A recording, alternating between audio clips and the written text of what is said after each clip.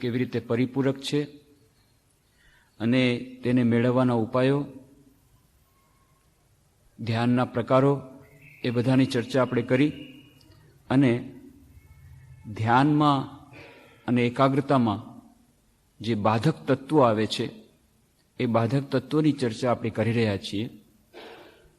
પતંજલિના અનુસાર વ્યાધિ, સ્ત્યાન, સંશય, પ્રમાદ, આલસ્ય, અવિરતિ, ભ્રાંતિ દર્શન, અલબ્ધ ભૂમિકત્વ, અનવસ્થિત્વાની ચિત્ત વિશેષા તે અંતરાયા, એ સૂત્રનું આપણે અનુધ્યાન કરી રહ્યા હતા.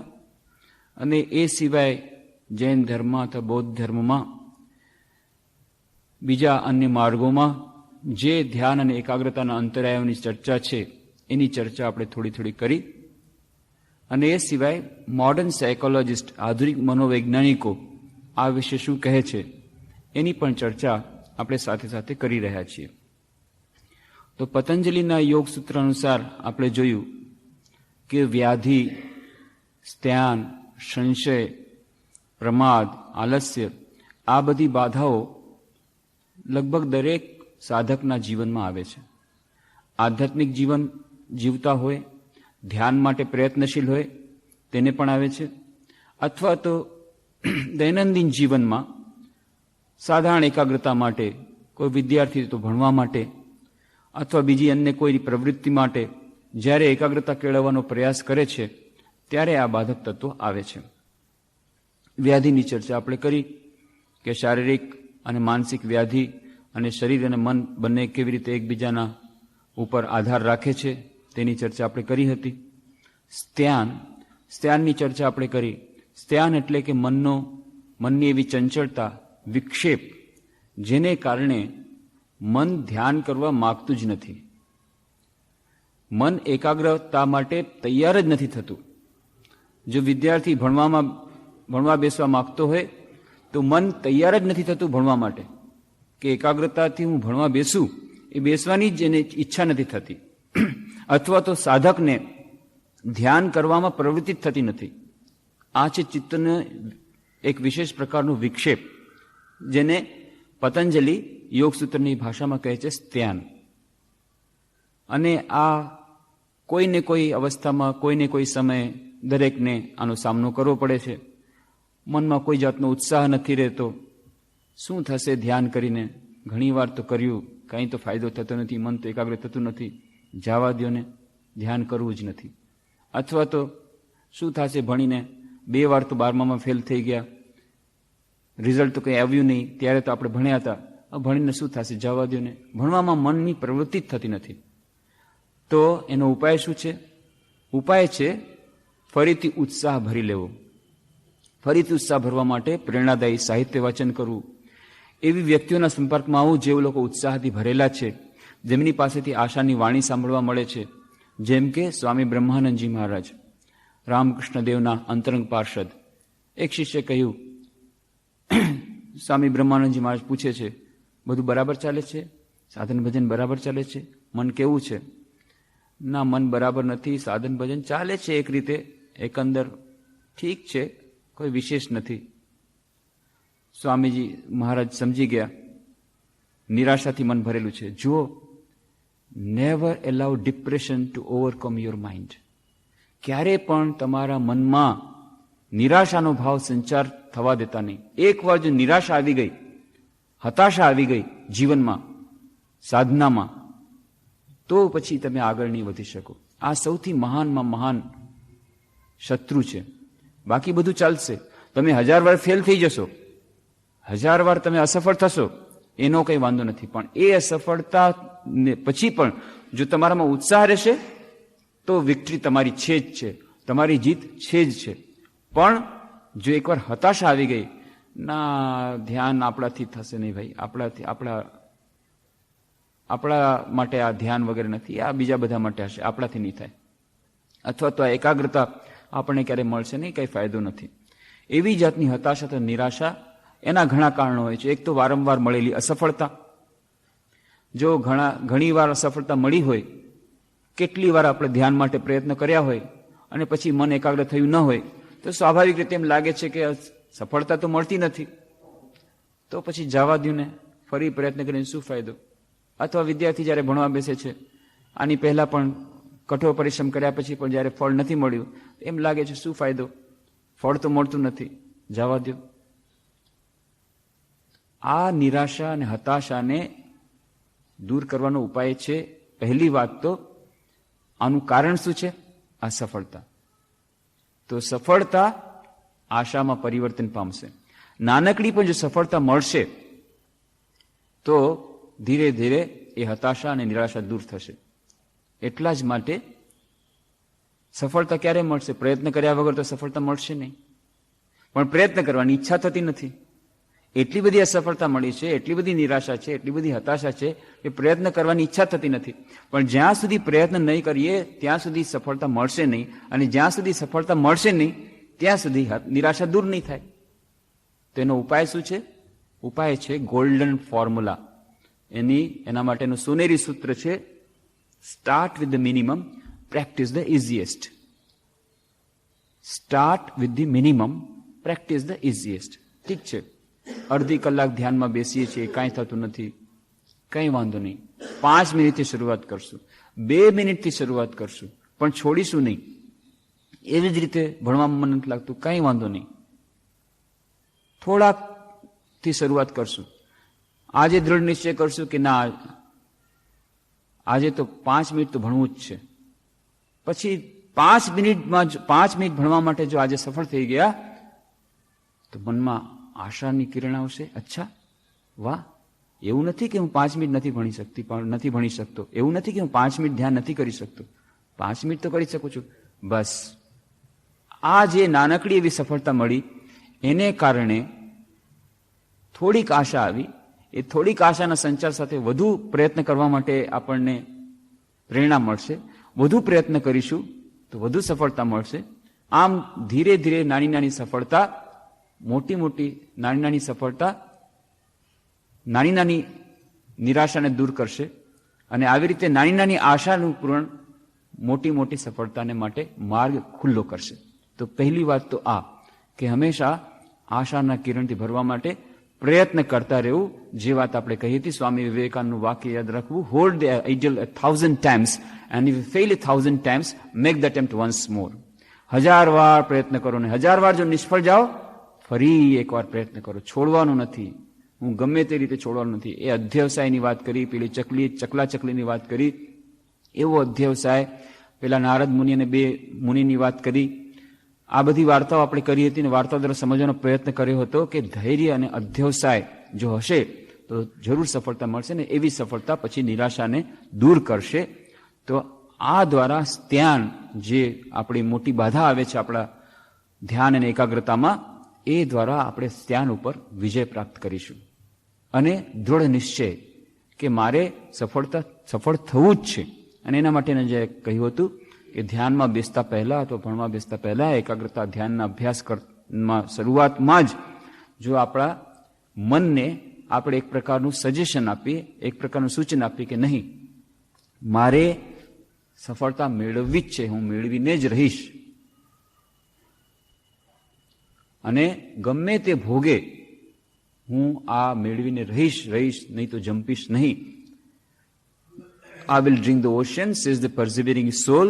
At my will, the mountains will crumble up into dust. Have that sort of energy, that sort of will, work hard and you will reach the goal. Swamiji કહે છે કે એવી જાતની અડગ શ્રદ્ધા રાખો, ખંતથી કામ કરો, ધૈર્ય અધ્યવસાય રાખો. એવો અધ્યવસાય કે સમુદ્રનું સમસ્ત પાણી હું પી જઈશ, અને એવી જાતનો ઉત્સાહ, એવી જાતની શ્રદ્ધા કે એવી જાતની ઈચ્છા શક્તિ કે પર્વતને ચૂરાચૂર કરી નાખીશ. અને જે વાત કરી હતી કે સ્વામી વિવેકાનંદના ગુરુભાઈ ભગવાન બુદ્ધની એ વાણીને સ્મરણ કરીને ધ્યાન કરવા બેસતા. વરાનગર મઠમાં જ્યારે એ લોકો ધ્યાન કરવા બેસતા, ઊંડા ધ્યાનમાં મગ્ન થતા, અને ધ્યાન કરતા પહેલા એ દૃઢ નિશ્ચય, જે સંકલ્પ જે ભગવાન બુદ્ધે કર્યો હતો, અંતિમ સમયે એમના બોધિનો જ્યારે લાભ થયો ત્યાં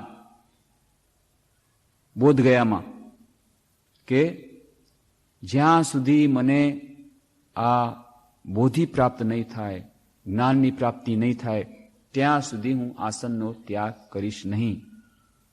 એ વાત આપણે કરી હતી. નૈવ આસનાત કાયમાત ચલિષ્યતે. જ્યાં સુધી ભલે ને ગમે તે થઈ જાય, હાડ માંસ બધા સુકાઈ જશે, આ શરીર અહીંયા ને અહીંયા ખતમ થઈ જશે, પણ આ આસનનો હું ત્યાગ ત્યાં સુધી નહીં કરું જ્યાં સુધી મને બોધિનો લાભ થયો નથી. અને ઇહાસને શુષ્યતુ મે શરીરમ ત્વગસ્થિ માંસમ પ્રલયમ ચ યાતિ અપ્રાપ્ય બોધિમ બહુકલ્પ દુર્લભામ ન આસનાત કાયમાત ચલિષ્યતે. કે ભલે કલ્પો લાગી જાય મને આ બોધિ મેળવવા માટે, પણ હું આ આસનનો ત્યાં સુધી ત્યાગ નહીં કરું જ્યાં સુધી મને બોધિ લાભ નહીં થાય. એવી જ રીતે એવા દ્રઢ નિશ્ચય સાથે, ઠીક છે મારે અંતિમ લક્ષ્ય ભલે પ્રાપ્ત નહીં થાય, પણ જ્યાં સુધી મેં આજે આજના માટેનું જે ટાર્ગેટ રાખ્યું છે, આજના માટેનું જે મેં લક્ષ્ય રાખ્યું છે, આ લક્ષ્ય પ્રાપ્ત નહીં થાય ત્યાં સુધી હું આસનનો ત્યાગ નહીં કરું, ત્યાં સુધી હું આ છોડવાનું નથી. સ્વામી વિવેકાનંદના જીવનમાં ઘટના આવે છે. જયપુરમાં ગયા હતા પરિવ્રાજક રૂપે, ત્યારે ભ્રમણ કરી રહ્યા હતા, અને ત્યાં જયપુરમાં એક મહાન પંડિત સાથે એમની મુલાકાત થઈ. મહાન પંડિત અને પાણીની અષ્ટાધ્યાયીની સંસ્કૃત ગ્રામર, મહાન એમના વિદ્વાન. સ્વામીજીની ઈચ્છા થઈ એમની પાસેથી વ્યાકરણ શીખી લઉં, પાણીની અષ્ટાધ્યાયીની શીખી લઉં. 3 દિવસ સુધી તેઓ પંડિતજી સાથે રહ્યા, પણ પંડિતજી ઘણો પ્રયત્ન કરે છે. પંડિતજી પોતે મહાન વિદ્વાન હતા, પણ કદાચ ભણાવવાની વિદ્યા એમને નહીં આવડતી હોય, તે ગમે તે હોય, સ્વામી વિવેકાનંદને એ સમજાવી ન શક્યા, ભણાવી ન શક્યા.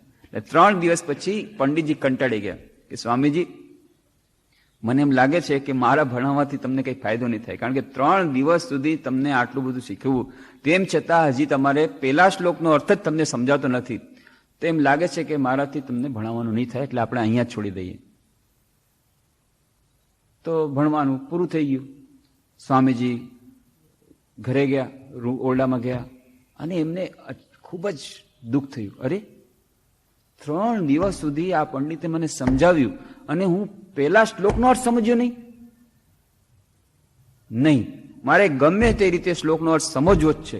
જ્યાં સુધી આ શ્લોકનો અર્થ નહીં સમજું ત્યાં સુધી અન્ન જળનો ત્યાગ કરીશ. બસ બેસી ગયા. એ પાણીની અષ્ટાધ્યાયી લઈને પોતે જ વાંચવા લાગ્યા. ઊંડા ધ્યાનમાં મગ્ન થાય છે અને વાંચતા જાય છે, એના પર મનન કરે છે. અને એવી રીતે સંપૂર્ણ અષ્ટાધ્યાયની પૂરી કરી લીધી. અને પછી 2 દિવસ પછી પેલા પંડિતજીને જે એમણે વાંચ્યું હતું એનો બધાનો અર્થ સમજાવી દીધો. પંડિતજી આવા બની ગયા, સ્વામીજી 3 દિવસમાં હું આપને એક શ્લોકનો અર્થ ન સમજાવી શક્યો, આ કેવી રીતે તમને આટલો બધો અર્થ બધા શ્લોકોનો સમજાઈ ગયો? આનું નામ છે અધ્યવસાય. એ દ્રઢ નિશ્ચય એમણે સ્વામીજી કરી લીધો કે જ્યાં સુધી આ અર્થ મને સ્પષ્ટ નહીં થાય ત્યાં સુધી મૂકવાનો નથી. તો આવી જાતનો દ્રઢ નિશ્ચય કે મારે આ કરીને જ રહેવું છે, એવો જાતનો દ્રઢ નિશ્ચય, એવી જાતનું સૂચન પોતાના અચેતન મનને અવચેતન મનને દેવાથી પણ આ એકાગ્રતાને ધ્યાનમાં ઘણું સહાયરૂપ થાય છે. તો આ સ્ત્યાનને માટે આપણે ચર્ચા કરી હતી કે સ્ત્યાન આ જે મનની એક પ્રકારની ચિત્તની અકર્મણ્યતા આવી જાય છે કે ઈચ્છા જ નથી થતી, પ્રવૃત્તિ નથી થતી ધ્યાનમાં બેસવાની, વારંવાર અસફળતા મળવાને કારણે હોય, અથવા તો ધ્યાનનું શું મહત્વ છે આપણા જીવનમાં, આધ્યાત્મિક જીવનમાં, દૈનિક જીવનમાં, એ આપણા પાસે સ્પષ્ટ ન હોય. એ ગમે તે કારણે આપણને એમાં પ્રવૃત્તિ જ નથી થતી. તો એવી વખતે પ્રેરણાપ્રદ સાહિત્ય વાંચવું, એવી વ્યક્તિઓના સંપર્કમાં આવવું જેઓ આપણી આ નિરાશાના વાદળાને દૂર કરી દે, આપણને આશાની વાણીનો સંચાર કરે. જરૂર થશે, એક દિવસ થશે. બીજી વાત યાદ રાખવાની કે ઘણી વાર એવું બને છે કે સફળતા નથી મળતી અને એટલા માટે આ અકર્મણ્યતા આવી જાય છે. શું થશે? આટલો બધો તો પુરુષાર્થ કર્યો, આટલી બધી વાર તો મહેનત કરી, ફળ તો કંઈ મળ્યું નહીં, તો પછી ફાયદો શું છે? જવા દો ને, ભણવું જ નથી, જવા દો ને, ધ્યાન કરવું જ નથી. ત્યારે એક વસ્તુ યાદ રાખવાની, કર્મનો સિદ્ધાંત, law of karma is supreme in the mental world. જેવી રીતે ગુરુત્વાકર્ષણનો સિદ્ધાંત છે, લો ઓફ ગ્રેવિટેશન, એ જેમ બહાર ભૌતિક જગતમાં એ વ્યાપ્ત છે, એવી જ રીતે માનસિક જગતમાં લો ઓફ કર્મા, કર્મનો સિદ્ધાંત એ ખૂબ જ લાગુ પડે છે. કર્મનો સિદ્ધાંત શું કહે છે? જેવું કર્મ કરશો તેવું ફળ મળશે. અને આ સિદ્ધાંત એવો છે કે દરેકે દરેક વ્યક્તિ, એના માટે તમારે વિશ્વાસ કરવાની જરૂર નથી, એક્સપેરિમેન્ટ કરીને દરેકે દરેક વ્યક્તિ પોતે જ એની સાબિતી મેળવી શકે છે. ખૂબ ઊંડાણથી અધ્યયન કરો પોતાના જીવનનું અથવા આજુબાજુના વ્યક્તિના જીવનનું. થોડાક વર્ષો સુધી ખૂબ અધ્યયન કરવાથી ખબર પડી જશે કે હા, કર્મનો સિદ્ધાંત છે તો સાચો. એક દિવસમાં ખબર નહીં પડે, એ ઘણા વર્ષો સુધી એનું અધ્યયન કરવું પડશે. કેમ? કારણ કે આજે જે મેં કામ કર્યું એનું ફળ મને આજે ને આજે મળશે એની કોઈ ગેરંટી નથી. ફળ મળશે જરૂર, પણ એ ક્યારે મળશે એ સુપર કોમ્પ્યુટરમાં બધું ફીટ થયેલું છે. કારણ કે એમાં ઘણા બધા ફેક્ટર્સ છે, ઘણી બધી વાતો છે જેને કારણે એ ફળ મળશે. તો કર્મનું ફળ તો અવશ્ય મળશે. જેવું વાવશો તેવું લણશો. પણ આપણે જરાક અધીર બની જઈએ છીએ અને કહીએ છીએ કે મેં આજે કેરીનું ઝાડ વાવ્યું પણ મને આંબલી મળી, તો આપણે નિરાશ થઈ જાય છે. જો ફાયદો શું થયો? મેં કેરીનું ઝાડ વાવ્યું અને મને આંબલી મળી. નિરાશ થવાની જરૂર નથી. કેરી વાવશો તો જરૂર કેરી મળશે જ મળશે, મળશે જ મળશે, મળશે જ મળશે. પણ આજે જ મળશે એની કોઈ ગેરંટી નથી. 8 વર્ષ પછી, 10 વર્ષ પછી કેરી જરૂર મળશે. પણ આંબલી શું કરવા મળી? 10 વર્ષ પહેલા તમે આંબલીનું ઝાડ વાવ્યું હતું, એ આંબલી આજે મળી રહી છે. આપણે એમ ઈચ્છા કરી છે કે આજે જ મેં સારા કામ કર્યા, આજે મેં પુરુષાર્થ કર્યો, એનું ફળ તો મને મળ્યું નહીં, તો પુરુષાર્થ કરવાથી શું ફાયદો? ક્યારે પણ એવો વિચાર કરવાની જરૂર નથી. પુરુષાર્થનું ફળ જરૂર મળશે, પણ એટલી જ વાત છે કે એ ક્યારે મળશે એના પોતાના નિયમો પ્રમાણે મળશે, પણ મળશે જરૂર. એ સૂક્ષ્મ નિયમો એ જાણવાની આપણા માટે સક્ષમતા આપણી બુદ્ધિમાં બધે સમય નથી હોતી. ક્યારેક ક્યારેક સમજાય છે, ક્યારેક નથી સમજાતું. તો એને સમજણની ભાંજગળમાં પડવાને બદલે એટલું યાદ રાખી લઈએ કે કર્મનો સિદ્ધાંત અકાટ્ય છે. જેવું વાવશો તેવું લણશો. કેરીનું ઝાડ વાવશો, કેરી મળશે. આજે નહીં તો કાલે, પરમ દિવસે મળશે જરૂર. આંબલીનું ઝાડ પહેલા વાવેલું છે, એનું આજે રિઝલ્ટ મળે છે, તો હવે રડીને ફાયદો નથી. તમે પોતે 10 વર્ષ પહેલા આંબલીનું ઝાડ વાવ્યું હતું અને આજે આંબલી મળી રહી છે અને આંબલી ખાટી લાગે છે એટલે રડવું પડે છે. કોઈક ફળ ખાટા મળી ગયા છે, કોઈક એવી ઘટનાઓ જીવનમાં થઈ રહી છે, તેમ લાગે છે હું સારું કામ કરી રહ્યો છું, આટલો સરસ પુરુષાર્થ કરી રહ્યો છું, સત્યના માર્ગે ચાલી રહ્યો છું, ન્યાયના માર્ગે ચાલી રહ્યો છું, અને છતાંય મને આવું ફળ મળે છે. અને બાકી બધા અસત્યના માર્ગે ચાલે છે, અન્યાયના માર્ગે ચાલે છે, એ લોકો ઘી કેળા ખાય છે. તો શું ફાયદો સત્યના માર્ગે રહીને? તો શું ફાયદો પુરુષાર્થ કરીને? એના કરતાં બેઠા બેઠા જ ખાવ ને. આવી જાતની પ્રવૃત્તિ મનમાં થાય છે ત્યારે યાદ રાખવું જોઈએ કે કર્મનો સિદ્ધાંત અકાટ્ય છે. તો જે આંબલીનું આજે મળી રહી છે એના માટે બે રસ્તા છે. એક તો રડતા રહેવું, હાય હાય મને આંબલી મળી, હાય હાય મને આંબલી મળી.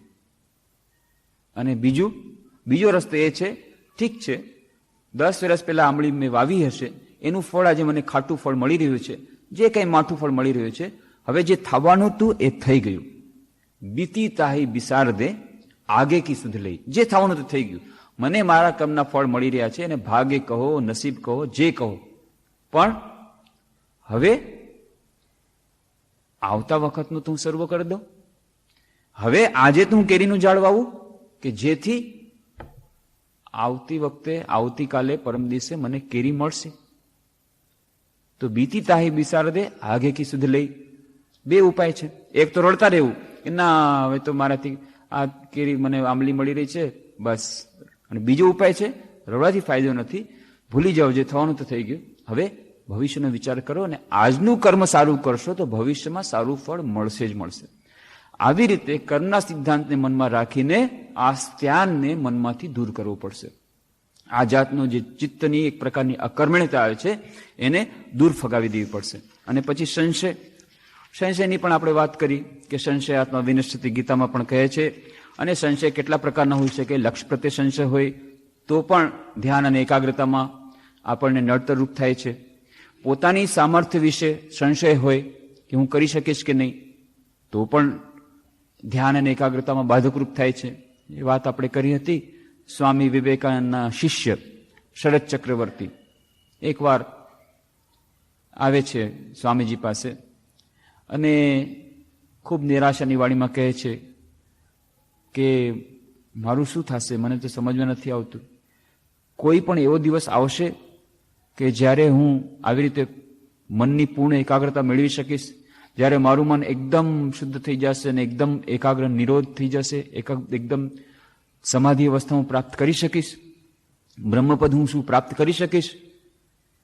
મને તો નથી લાગતું કે હું પ્રાપ્ત કરી શકું. સ્વામીજી કહે છે, શું વાત કરે છે?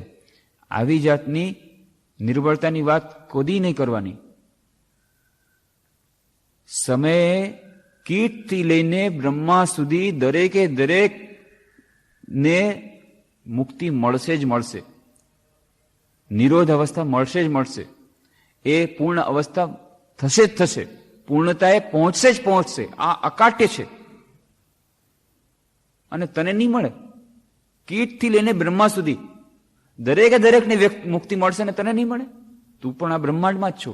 બ્રહ્માંડમાં કોઈ પણ જીવ એવો નથી કે જેને કોઈને કોઈ દિવસે મુક્તિ નહીં મળે, કોઈને કોઈ દિવસે પૂર્ણતાએ નહીં પહોંચે, કોઈને કોઈ દિવસે મનની પૂર્ણ એકાગ્રતાએ નહીં પહોંચે. અને તું કહે છે હું મનને પૂર્ણ એકાગ્રતાએ નહીં પહોંચીશ, કોઈ દિવસ એવું નહીં બને, જરૂર મળશે. તો એ વિશે કોઈ દિવસ સંદેહ નહીં રાખવાનો. ક્યારે મળશે એ તમારા ઉપર છે. તમે જેટલો પુરુષાર્થ કરશો એટલા જલ્દી મળશે, પણ મળશે જરૂર. પુરુષાર્થ નહીં કરો તો પણ મળશે, પણ પુરુષાર્થ કરશો તો જલ્દી મળશે. તો આવી જાતની વસ્તુ, આવી જાતનો સંશય કે મને આ મનની પૂર્ણ એકાગ્રતાની અવસ્થા મળશે કે નહીં, આવી જાતના સંશયને દૂર ફગાવી દેવો જોઈએ. અને એનાથી જો હતાશા અને નિરાશા દૂર થઈ જશે ત્યારે ચિત્તની અકર્મણતા દૂર થશે ને ત્યારે ધ્યાન અને એકાગ્રતાના અભ્યાસમાં આપણે ઉત્સાહથી પ્રવૃત્ત થઈ શકશું. નહીં તો શરૂઆતમાં જ એક બ્રેક લાગી જાય છે. થોડી વાર બેઠા, શું થશે ભણીને, શું થશે ધ્યાન કરીને, જવા દો ને, જેમ છે એમ જ સારા છીએ, કોણ આ બધી ઝંઝટમાં ફરે. આવી જાતની ચિત્તની અકર્મણતા દૂર કરવા માટે નિરાશાને દૂર ફગાવી દેવી પડશે, હતાશાને દૂર ફગાવી દેવી પડશે, ખૂબ ઉત્સાહ લેવો પડશે. અને આવા માટે થઈને આવી પ્રેરણાપ્રદ સાહિત્ય, આવા પ્રેરણાદાયી વચનો કહે એવી વ્યક્તિઓના, જે લોકો આશાવાદી છે એવી વ્યક્તિઓના સંપર્કમાં આવવાનું, જે વ્યક્તિઓ પાસેથી આપણને આવી પ્રેરણા મળી શકે એ વ્યક્તિઓના સંપર્કમાં આવવું, એ બધા દ્વારા આ ચિત્તની અકર્મણતા દૂર થશે અને આ સંશય દૂર થશે. અને સંશયના બે રૂપ છે. એક તો સંશય છે કે લક્ષ્ય આપણું શું છે, એ લક્ષ્ય આપણું ઠીક કરી લેવું જોઈએ, એ વિશેનો કોઈ સંશય ન રાખવો જોઈએ. ભણવાનું છે તમારે આ ભણવું જ છે, બીજું કંઈ નહીં. અમારે સાયન્સ લેવું છે તો સાયન્સ લેવું જ છે, બીજું કંઈ નહીં. એના માટેની વિચારસરણી પાકી કરી અને પછી એમાં ઉતરવું જોઈએ. મારું લક્ષ્ય ઠીક કરી લેવું જોઈએ. એવી રીતે એકાગ્રતા માટે ના, મારે આ મેળવવું જ છે, મનની પૂર્ણ એકાગ્રતા મેળવવી જ છે. આ લક્ષ્ય તો પૂરું કરી લીધું. પછી લક્ષ્ય માટે થઈને એમાં પણ જે સાધના મેં નક્કી કરી, જે ગુરુ મેં નક્કી કર્યા, એના વિશેનો પણ સંશય દૂર કરી દેવો જોઈએ.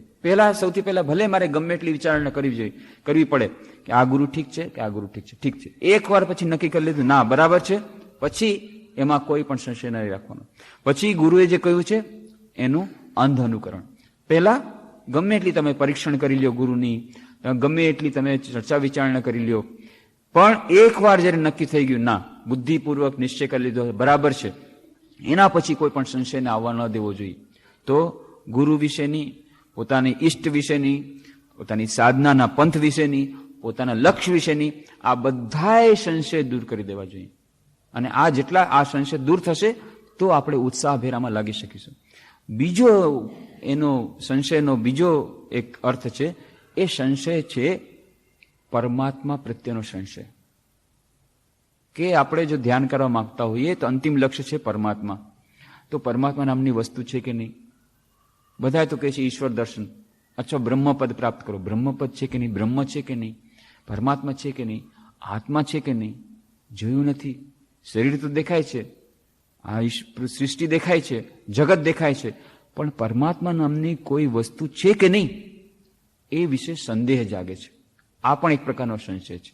આ સંશય દરેક આધ્યાત્મિક સાધકના જીવનમાં આવે છે કોઈને કોઈ ક્ષણે. અને કોઈ વાર તો આધ્યાત્મિક જીવનમાં અત્યંત ઉચ્ચ અવસ્થાએ પહોંચ્યા પછી આ સંશય આવે છે. ત્યાં સુધી કે સ્વામી વિવેકાનંદ એમના ગુરુભાઈઓ વરાનગર મઠમાં એની પહેલા રામકૃષ્ણદેવની આટલી બધી એમને કૃપા મળી ગઈ છે, ત્યાં સુધી કે નિર્વિકલ્પ સમાધિનું પણ કોઈને એનો અનુભવ થઈ ગયો છે. આ બધા પછી પણ ઈશ્વર છે કે નહીં એ વિશે એ લોકોને સંદેહ જાગે છે. ત્યારે માસ્ટર મહાશય કથામૃત, રામકૃષ્ણ કથામૃતમાં કહે છે કે શ્રી રામકૃષ્ણદેવ કહેતા કે આધ્યાત્મિક જીવનમાં આગળ વધ્યા પછી એક સ્થિતિ એવી આવે છે કે જ્યારે આ આત્મા વિશે, બ્રહ્મ વિશે, પરમાત્મા વિશે, ઈશ્વર વિશે સંશય ઉત્પન્ન થાય છે. તો એનાથી ડરવાનું નહીં, ગભરાવાનું નહીં. આ દરેકના જીવનમાં આવે છે. આ સંશય તો ત્યાં સુધી નહીં જાય જ્યાં સુધી પરમાત્માના સાક્ષાત દર્શન નથી થઈ જતા, ત્યાં સુધી નહીં જાય. અને પરમાત્માના દર્શન થઈ ગયા એની સાબિતી શું છે? એનું પ્રૂફ શું છે? કોઈને ઈશ્વરના દર્શન થઈ ગયા એનું પ્રૂફ શું છે? એનું પ્રૂફ આ જ છે. વિદ્યતે હૃદય ગ્રંથિ છિદ્યંતે સર્વસંશયા ક્ષીયંતે ચાસ્ય કર્માણી તસ્મિન દૃષ્ટે પરાવરે. જેણે તેના દર્શન કરી લીધા, તસ્મિન દૃષ્ટે પરાવરે, એ જે પર છે પરમાત્મા છે એના દર્શન કરી લીધા, એની સ્થિતિ કેવી થઈ જાય? વિદ્યતે હૃદય ગ્રંથિ, હૃદયની બધી ગ્રંથિઓ દૂર થઈ જાય. જેટલી એની નિર્બળતાઓ છે, દુર્બળતાઓ છે, જેટલી સંકુચિતતા બધી દૂર થઈ જાય. અને છિદ્યંતે સર્વ સંશયા, એના બધા સંશય ત્યારે નિર્ગુણ નાબૂદ થઈ જાય. ક્ષીયંતે ચાસ્ય કર્માણી, એના બધા કર્મો પણ ત્યારે નાશ થઈ જાય. તસ્મિન દૃષ્ટે પરાવરે, એ પરમાત્માના દર્શનથી. આ તો પરમાત્માના દર્શન જ્યાં સુધી નહીં થાય ત્યાં સુધી સર્વ સંશય જશે નહીં. આ બધા સંશય જશે નહીં.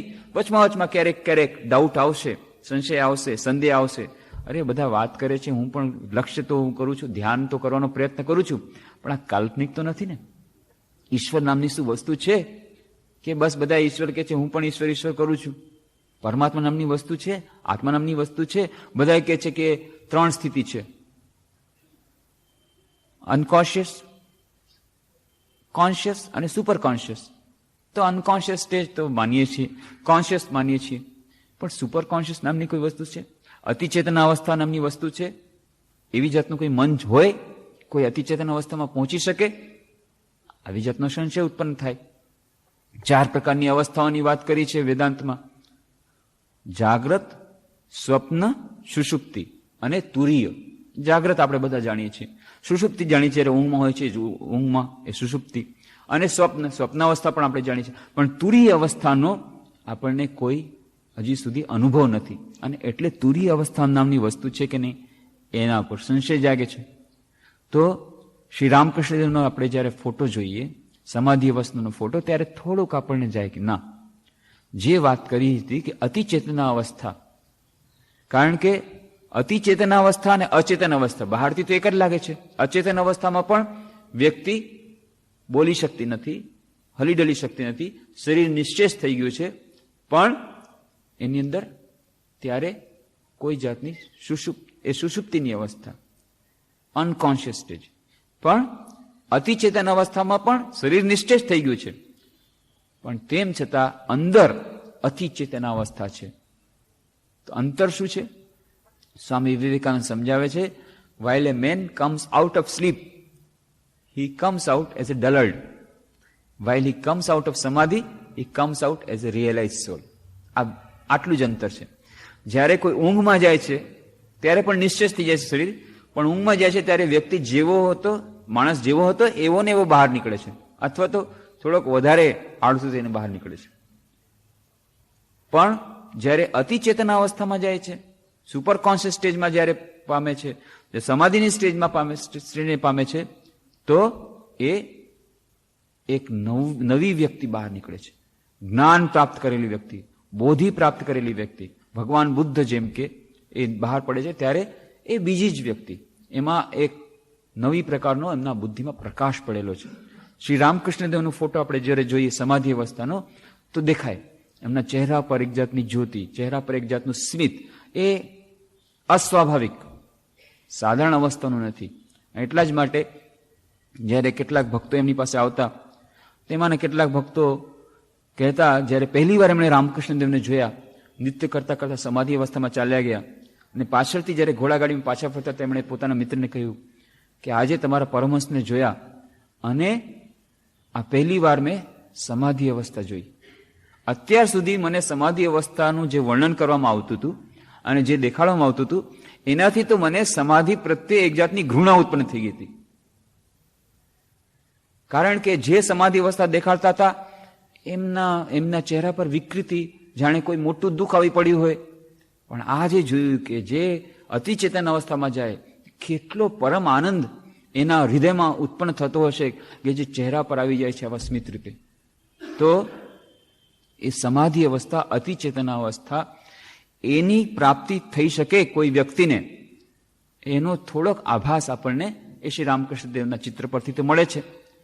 અને સૌથી મહાનમાં મહાન ઉપાય છે એવી વ્યક્તિઓના સંપર્કમાં આવવું જેમણે પોતે અનુભૂતિ કરી લીધી છે. એનાથી સંશય બધા દૂર થઈ જાય છે. ગમે એટલી પુસ્તકો વાંચવાથી એ સંશય જતો નથી કે આત્મા નામની વસ્તુ છે, પરમાત્મા નામની વસ્તુ છે. ક્યારેક ક્યારેક સંશય ઉત્પન્ન થાય છે. આજે સુપર કોન્શિયસની વાત કરે છે, પણ જે લોકોએ આનો અનુભવ કર્યો છે પોતાના જીવનમાં, એવી વ્યક્તિઓના સંપર્કમાં આવવાથી પોતાની મેળે આ સંશય દૂર થઈ જાય છે.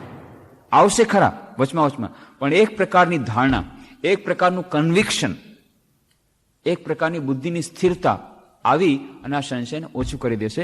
એટલે સ્વામી બ્રહ્માનંદજી મહારાજ એક ભક્તને કહે છે, જુઓ આવી જાતનો સંશય જ્યારે આવે કે ઈશ્વર છે કે નહીં, ઇફ ડાઉટ કમ્સ ઇન, કે never allow any doubt to come in. ક્યારે પણ ઈશ્વર વિશે કોઈ સંશય આવવા નહીં દેતા. પણ હું શું કરું, પોતાની મેળે ક્યારેક ક્યારેક સંશય આવે છે તો કે એ તો આવશે જ. જ્યાં સુધી પરમાત્માના સાક્ષાત દર્શન નહીં થાય ત્યાં સુધી આવશે જ, પણ એને ભગાડી દેવાનું. એવો વિચાર આવે ત્યારે ભગાડી દેવાનો. ત્યારે શું કહેવાનું કે નહીં, જેમણે પરમાત્માના દર્શન કર્યા છે એવા વ્યક્તિના સંપર્કમાં હું દરરોજ આવું છું. મનને કહેવાનું હજી તને સંશય છે, અને હું તમને કહું છું. સ્વામી બ્રહ્માનંદજી મહારાજ પછી કહે છે એ ભક્તને આશ્વાસન આપવા માટે, એને દિલાસો આપવા માટે અને એને સાહસ આપવા માટે, હું તને કહું છું કે ઈશ્વર છે અને છે. અને જે કહે છે કે ઈશ્વર છે એ ફક્ત નૈતિક સત્ય માટે નહીં, નૈતિકતા જાળવવા માટે નહીં, લોકો સારી રીતે રહે એટલા માટે નહીં, પણ હું સત્ય કહું છું કે ઈશ્વર છે અને છે. એટલું જ નહીં કે હું તમને ચેલેન્જ દઈને કહું છું. બ્રહ્માનંદજી મહારાજ કહે છે, તમે 4 વર્ષો સુધી આવી સાધના કરો અને પછી પણ જો તમને એનું ફળ ન મળે તો મને ગાલે તમાચો મારજો. ત્યાં સુધી બ્રહ્માનંદજી મહારાજ કહે છે. રામકૃષ્ણ દેવના અંતરંગ પાર્ષદ એવી વાત કહે છે, એટલી દ્રઢતાથી કહે છે, 4 વર્ષો સુધી સાધના કરો અને તેમ છતાં જો તમને ફળ ન મળે પછી આવીને મને ગાલે તમાચો મારજો. દ્રઢતાથી કહું છું, જરૂર મળશે. કર્મનું ફળ અવશ્યમ ભાવી છે, ક્યાંય નહીં જાય. અને એવી રીતે દિલાસો આપે છે, દ્રઢતાથી એમને કહે છે કે જરૂર છે, ઈશ્વર નામની વસ્તુ છે, સંશયને આવવા દેશો નહીં. આવવાનો પ્રયત્ન કરશે મનમાં, ફગાવી દેજો નહીં. જેણે ઈશ્વરના દર્શન કર્યા એવા વ્યક્તિના સંપર્કમાં હું આવ્યો છું, જરૂર થશે. તો આ સંશય, ઈશ્વર પરમાત્મા એ વિશેનો સંશય જ્યારે આવે ત્યારે ફગાવી દેવાનો પ્રયત્ન કરવો. અને આપણી સાધના વિશે, કે આપણે પોતે સાધનામાં આગળ વધીશું કે નહીં, એ પ્રકારનો સંશય તો રાખવો જ નહીં. કેમ? સ્વામીજી કહે છે, કોઈ પણ વ્યક્તિ આ પૃથ્વી પર એવી નથી, વ્યક્તિ નહીં, કોઈ પણ જીવ આ પૃથ્વીમાં એવો જીવ નથી કે જેને એક સમયે, કોઈને કોઈ સમય, આજે હોય, કાલે હોય, પરમ દિવસે હોય, જેને આ પરમ તત્વની પ્રાપ્તિ નહીં થાય, પરમ એકાગ્રતાની પ્રાપ્તિ ન થાય. તો તમને તો થશે જ. એટલે એ વિશે સંશય રાખવાનો નહીં. પુરુષાર્થ ઉપર હંમેશા વિશ્વાસ રાખવાનો કે કર્મનું ફળ છે અવશ્યંભાવી છે, તો પ્રારબ્ધની વાત છોડી અને પુરુષાર્થમાં લાગી જવાનું. તો સંશયની આપણે વાત કરી હતી, પ્રમાદની વાત કરી હતી. પ્રમાદ અને આલસ્ય, આ બેમાં થોડોક ડિફરન્સ, આપણે જે વાત કરી થોડુંક અંતર છે. આળસ એટલે એ તમોગુણની પ્રવૃત્તિ, ઉઠવાનું જ મન નથી થતું, ઊંઘ આવે છે, અથવા તો પ્રવૃત્તિ, કર્મ કરવાની પ્રવૃત્તિ નથી થતી. દરરોજ આપણે વિચાર કરીએ છીએ, આજે કાલથી 5 વાગે ઉઠી અને ભણવા બેસી જવું છે, કાલથી 5 વાગે ઉઠીને ધ્યાનમાં બેસી જવું છે. અને જ્યાં સવારના 5 વાગે આવ્યા, 5 વાગ્યા, એલાર્મ વાગ્યું એટલે તરત જ દબાવી દીધું.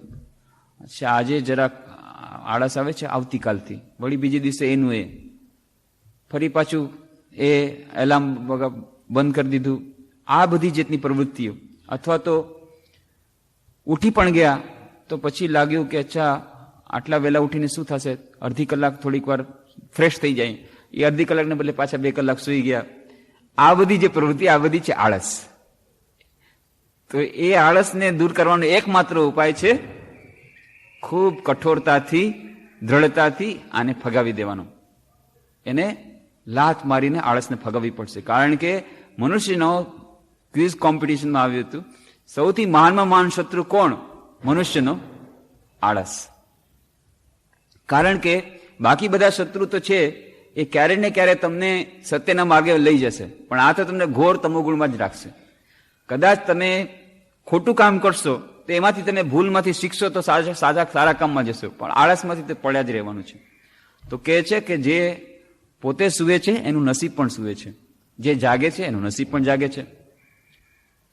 તો ઉઠ જાગ મુસાફિર ભોર ભઈ, अब रैन कहां जो सोवत है, जो सोवत है सो खोवत है, जो जागत है सो पावत है. તો મિનિમમ જે એક મનુષ્ય માટે 6, 7, 8 કલાક ઊંઘ જરૂરી છે તો જરૂર લેવાની, તો લેવી પડે. પણ એ સિવાય ફક્ત ઊંઘની જ વાત નથી થતી. આળસ ઘણા બધા રૂપમાં હોય છે કે કામ કરવા વગર બેઠા રહ્યા, ગપ્પા મારવામાં ટાઈમ કાઢી લીધો. આ બધી આળસના જ વિભિન્ન રૂપો છે. તો આ આળસને ફગાવી દેવાની બહુ જ જરૂર છે. તો એ આળસ અને પ્રમાદ શું છે? પ્રમાદ અને આળસમાં એટલો ડિફરન્સ છે કે આળસ જેમ કે તમોગુણનું લક્ષણ છે, પ્રમાદ એટલે બેપરવાહી. એ હંમેશા જેને કહેવાય દીર્ઘસૂત્રી. અચ્છા આવતીકાલે કરશું, આજે શું છે કાલથી શરૂ કરશું, કાલ પાછી કાલથી શરૂ કરશું. એ જે પોસ્ટપોન કરી દેવાની વાત હંમેશા કોઈ પણ કાર્યને. અચ્છા ધ્યાન, હા ધ્યાનનો અભ્યાસ કરવો તો છે, પણ હવે આ દીકરીના લગ્ન પતી જાય 1.5 મહિનામાં, એના પછી આપણે ધ્યાનનો અભ્યાસ એકદમ ઊંડા ઉતરી જવું છે. અથવા તો આ એપ્રિલ મહિનામાં પરીક્ષા થઈ જાય એના પછી આપણે ધ્યાનના અભ્યાસમાં લાગી જશું. અથવા તો ધ્યાન માટે, ભણવા માટે પણ જો બેસવાનું હોય તો કે આ ડિસેમ્બરનો મહિનો મજા કરી લઈએ, જાન્યુઆરી પછી ભણવાનું છે, ડિસેમ્બરમાં મોજ કરી લઈએ. તો આજે હંમેશા પોસ્ટપોન કરવાની વાત, દીર્ઘસૂત્રી, આજે નહીં કાલે. તો જેની વાત કરી હતી તુલસીદાસજી કહે છે કે કાલ કરે સો આજ કર, આજ કરે સો અબ, પલમાં પહેલે હોયગી બહુરી કરેગો કબ. એ પ્રમાદી શું કહે છે? પ્રમાદી ઊંધું કહે છે. આજ કરે સો કાલ કર, કાલ કરે સો પરસો, ઇતની ક્યા હૈ જલ્દી જબ જીના હૈ બરસો. કે આજે કરવાનું છે કાલે કરો, અને કાલે કરવાનું છે પરમ દિવસે કરો. એટલી જલ્દી શું છે? વર્ષો સુધી જીવવાનું છે. થાશે. લાહે લાહે. આસામી ભાષામાં બહુ સરસ શબ્દ છે લાહે. કોઈ પણ વાત તમે જલ્દી કરો, ઉતાવળ કરો ને, બધા લાહે લાહે, ધીરે ધીરે, થાશે. કાંઈ ઉતાવળ નથી, ધીરે લાહે. તો એ લાહે કરવાની આપણને ખૂબ આદત છે. ખાસ કરીને આપણું ભારતમાં આપણને આ વિશેષ આપણો ગુણ, લાહે ધીરે ધીરે ચાલશે. આજ નહીં તો કાલે નહીં તો પરમ દિવસે, થાશે. પણ જે સમયે જે કામ કરવું છે આજે ના આજે કરી લેવું, હમણાં કરી લઉં, એવી જાતનું નથી. તો ધ્યાન અને એકાગ્રતામાં પ્રમાદ એક મોટો શત્રુ છે. તો પ્રમાદ, આળસ, સંશય, ધ્યાન, વ્યાધિ આ બધાને દૂર કરી અવિરતિની આપણે વાત કરી હતી કે વિશ્વ પ્રત્યે વૈરાગ્યનો અભાવ, અને એને કારણે આ ઘણા લોકોના ધ્યાનના અભ્યાસમાં પણ એવું જ છે કે કોઈ પણ વ્યક્તિ પ્રત્યે અથવા કોઈ વસ્તુ પ્રત્યે આપણો જે લગાવ છે, કોઈ આસક્તિ છે, એને આપણે જ્યારે છોડી શકતા નથી, તો આપણે ગમે એટલો પ્રયત્ન કરીએ ધ્યાન અને એકાગ્રતામાં આગળ વધવા માટે, એનું કોઈ પરિણામ આવતું નથી. કારણ કે અવિરતિ નથી. એ અવિરતિ આવી ગઈ છે, વિરતિ થઈ નથી. વિરતિ જરાક પોતાના મનને ઉઠાવી લેવાની શક્તિ, કોઈક એક વ્યક્તિ કોઈક વસ્તુના પ્રત્યે આસક્તિમાંથી, એ તો થોડીક તો કેળવવી પડશે, એકદમ તો નહીં આવે. એ તો આખા જીવનની સાધનાનો વિષય છે. પણ કોઈ વિશેષ પ્રકારને થઈ ગયું હશે તો બહુ મુશ્કેલ પડશે. એક વિદ્યાર્થી સાથે વાત થઈ, ઘણી લંબી ચર્ચા છે, એકાગ્રતા નથી આવતી, ભણવા બેસું છું, મન નથી લાગતું. કેટલા બધા ઉપાયો કીધા, કોઈ પણ ઉપાય કારગર નથી નીવડતા. વાત શું છે? ખૂબ એનાલિસિસ કર્યા પછી, ખૂબ ઊંડાણથી ક્રોસ એક્ઝામિનેશન પછી નીકળ્યું, હા એક ફ્રેન્ડના ઉપર એની આસક્તિ છે. હવે જ્યાં સુધી એ ફ્રેન્ડ વિશેની આસક્તિ નહીં દૂર થાય ત્યાં સુધી એકાગ્રતા ધ્યાનના અભ્યાસમાં ગમે એટલું એ બીજા બધા પ્રયત્નો બધા કારગર નીવડાના નથી. કારણ કે જેટલા એકાગ્રતા ધ્યાનના જેટલા અભ્યાસ કરશે, જેટલી બધી માત્રામાં, એ પોતાના ફ્રેન્ડનું જ ધ્યાન કરશે. તો અવિરતિ, થોડીક અનાસક્તિ કેળવવાની જરૂર. એક પર્ટિક્યુલર કોઈ વ્યક્તિ પ્રત્યે, કોઈ પર્ટિક્યુલર વસ્તુ પ્રત્યે અથવા સંસારના વિષયો પ્રત્યે આસક્તિ તો રહેશે જ, બધાને હોય છે. અને જે આસક્તિ દૂર થવી એ તો જીવન આખી સાધનાની વસ્તુ વિષય છે. પણ જરાક થોડીક અનાસક્તિ, થોડીક વિરતિ એ આવશ્યક છે. પછી ભ્રાંતિ દર્શન, આ પણ પતંજલિ કહે છે એક મોટો એક અંતરાય છે. અને ભ્રાંતિ દર્શન એટલે જરાક કોઈ જ્યોતિના દર્શન થઈ ગયા ધ્યાન કરતા કરતા, એ કોઈક નાનકડી કોઈક એવી જાતની ઝલક મળી ગઈ, બસ એમ માની લીધું કે મારે પરમાત્માના દર્શન થઈ ગયા. બધાને કીધું ભાઈ મને સમાધિની અવસ્થા થઈ ગઈ છે, હવે તમે આવીને મને પ્રણામ કરો, હવે હું ગુરુ બની ગયો, આજથી હું આચાર્ય નહીં, આજથી હું મહાચાર્ય. બસ સમાધિ, ભ્રાંતિ દર્શન. એ ભ્રાંતિ દર્શન નાનકડા કોઈ થયા, કેટલા યોગ માર્ગમાં તો કેટલા બધા દર્શનો, કેટલી બધી દર્શનો થશે. એમાંથી નાનકડા પણ એક દર્શન થયા શરૂઆતમાં, અને માની લીધું કે અમે લક્ષ્યમાં પહોંચી ગયા અને પોતાને ગુરુ માની બેઠા. પછી શું થશે? અંધે નૈવ નિયમાના યથાંધા. એક આંધળો જયારે બીજા આંધળાને દોરે, તો ઉપનિષદમાં કહ્યું છે જેમ બંને આંધળા પછી જેને કૂવામાં પડે, એવી રીતે આને ભ્રાંતિ દર્શન થઈ ગયું. એને એમ થઈ ગયું મેં સમાધિ લાભ કરી દીધો, હવે પરમાત્માના દર્શન કર્યા, હાલો તમને પણ દર્શન કરાવું. અને એને પણ પોતાની સાથે, અને એમ સમજે છે કે મને પરમાત્માના દર્શન થઈ ગયા. ભ્રાંતિ દર્શન થઈ ગઈ. ક્યારેક કોઈ અવાજ એવો લાગી ગયો, કોઈક એવો, અને એમ લાગ્યું કે બસ મને અનાહત ધ્વનિ સંભળાઈ ગઈ છે. કેટલા પ્રકારના સાધકો આવે છે. જે વાત મેં કરી હતી ને મારા ખ્યાલથી, કે પૂજનીય સ્વામી આત્મસ્થાનંદજી મહારાજ, જનરલ સેક્રેટરી મહારાજ, અને હું આવી રહ્યા હતા ત્યાં કલકત્તાથી ફ્લાઇટમાં મુંબઈ, અને ત્યાં એક માણસ આપણે પ્લેનમાં કંઈક ખોટ થઈ ગઈ, તો અડધી 1 કલાક સુધી પ્લેન ત્યાં જ ઉભું રહી ગયું. શરૂઆત થઈ ને ત્યાં કલકત્તા એરપોર્ટમાં જ ઉભું રહી ગયું. પછી એક ભાઈ આવ્યા. ભાઈ આવીને મહારાજને પૂછ્યું, મહારાજ કે મેં સાંભળ્યું છે કે તમારે ત્યાં દીક્ષાની વ્યવસ્થા વગેરે થાય છે. કે હા થાય છે.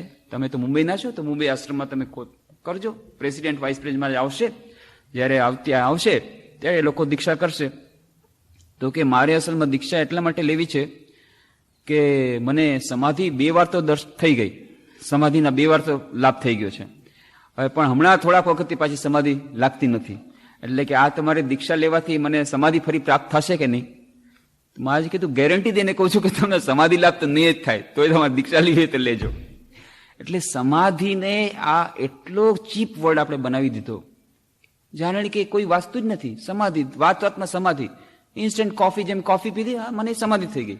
ઇન્સ્ટન્ટ કોફીની જેમ ઇન્સ્ટન્ટ સમાધિ જોઈએ છે બધાને, કોઈ પણ કામ કર્યા વગર. લોકો પહેલા જન્મમાં મા શારદા કહેતા, પૂર્વજન્મના ઋષિમુનિઓ એક પગે ખડા રહીને 1000 વર્ષો સુધી ફળ ખાઈને રહેતા, ફળ ખાધા વગર રહેતા, હવા ખાધા વગર રહેતા, પાણી પીધા વગર રહેતા, એવી કઠોર તપસ્યા કરતા.